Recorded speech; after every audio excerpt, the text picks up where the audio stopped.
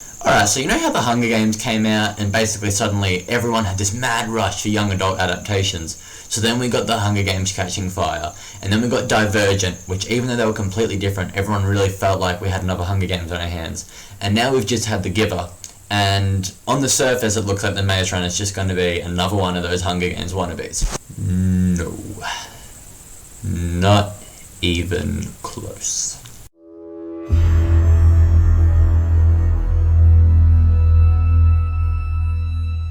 Right, so I'm not going to go into any spoilers of this review. It's open for everyone to watch, and for those of you who watch Teen Wolf, you're going to immediately recognise Dylan O'Brien, who plays the lead character Thomas.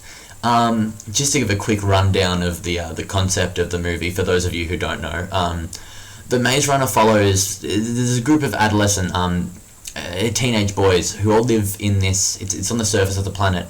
It's this really green, foresty, grass type area, field, they call the Glades, and this is where they live, and the Glades is just surrounded by this gigantic metallic maze, and the maze is always changing. There are creatures out there in the maze called Grievers, and no one's ever lived to see a Griever, so we don't really know what it looks like. And Dylan O'Brien, Thomas, he arrives one day, and things start changing very quickly, and we have our plot. What I really liked about this movie was that going into it, a lot of what my friends said and a lot of what we all kind of gathered from the movie is that it looked like another one of those young adult adaptations that's going to be trying really hard to be the Hunger Games. Divergent seemed a lot like that. I haven't watched the movie, but just from what I've gathered from social media and stuff, a lot of people, even though the plot was entirely different, it was really going for that Hunger Games type feel. I was worried that the Maze Runner was going to do this, but it isn't. It's absolutely nothing like the Hunger Games, which was one of the things I liked about it the most. Another thing was the cast. The cast for this movie is really, really good, especially for young people. A lot of people you'll recognise. You got Will Poulter from We Are the Millers. You've got Kaya Scodelario, if you've ever watched Skins. Obviously, as I said before, Dylan O'Brien from Teen Wolf. And for some of the older audience, you've got Thomas Brodie-Sangster, who played Jojen Reed in the latest season of Game of Thrones. So a lot of faces you recognise, a lot of up-and-coming actors, so it's a good chance to get in and see them, before they break through, if they haven't broken through already. I think one of the best things about this movie is how intriguing it is. You've got this whole concept of the maze, and you just want to know who put them there. What is the maze? Why can't they get out? Who's trying to keep them in? Are they being kept in?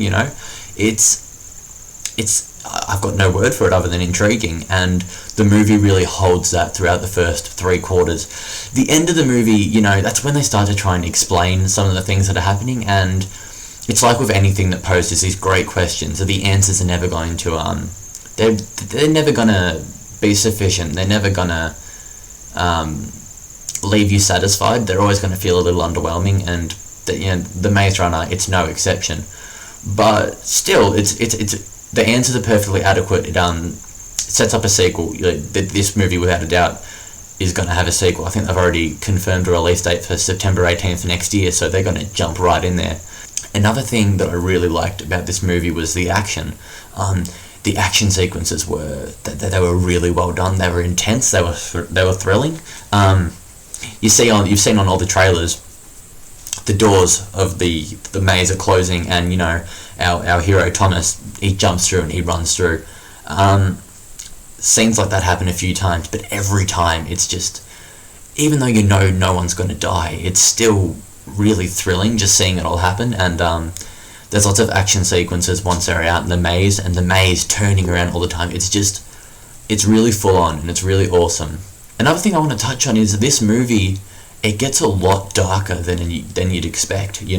One of the key problems I've always had with the Hunger Games is that you've got these books that are pretty full on and some serious things happen, but then they made their way to the big screen and they had to tone it down so that they could get more audiences out, and so you don't really see much. The Maze Runner does what the Hunger Games needs to do. It needs to have that violence without showing anything. there's some really full-on things that happen in the Maze Runner, like some just, but you don't see it. You know it's happening, but you don't actually see it happen, which is, it's really well done, the way they do it, and I think The Hunger Games could take a leaf out of the Maze Runner's book. Another thing this movie did really well was it asked a lot of existential questions. Like, there was, you've got all these teenage boys living together, in this area. They're trying to hold some sort of form of law and order, but Thomas arrives and they start getting results, but on the other hand, they're breaking all the rules that they've lived by for, I think it's 3 years. So they've been there for 3 years, and so you got to kind of ask yourself, we're getting these results, but at what cost? And these boys are placed into situations and asking themselves questions that no one should have to go through at this stage. These are questions that, we got politicians today who just, they don't know how to answer them. So the movie does touch on some multiple layers, some really serious questions. This movie, obviously, it's not without its faults. Like I said before, the ending, it's a little underwhelming. While you watch it in the cinema, it's really exciting, and I don't want to say what happens, so I won't, but you kind of really feel the excitement that some of the gladers, as they call themselves, must be feeling. To kind of wrap things up, I really liked The Maze Runner. I think that if you're shying away from it because you feel like it's a Hunger Games wannabe, or it's trying to rip that off, you want to get that out of your mind straight away, because this is nothing like the Hunger Games. If anything, personally, I felt that it went beyond what the Hunger Games did, and I think that this movie really deserves a lot of praise, and the way they ended it, like the very, very final moment, was very exciting, sets up a sequel really well. I've heard some people complain that the end of the sequel is, thanks for your money, come back next year. Yeah, sure, it was like that, but you know what? I'm glad to have given them my money, because it was an awesome movie, and I will be back next year. So, no complaints here. Overall, you know what? I'm going to go pretty high, and I'm going to give this an 8 out of 10. It had an awesome cast of young people who were set to break through. The stars of tomorrow.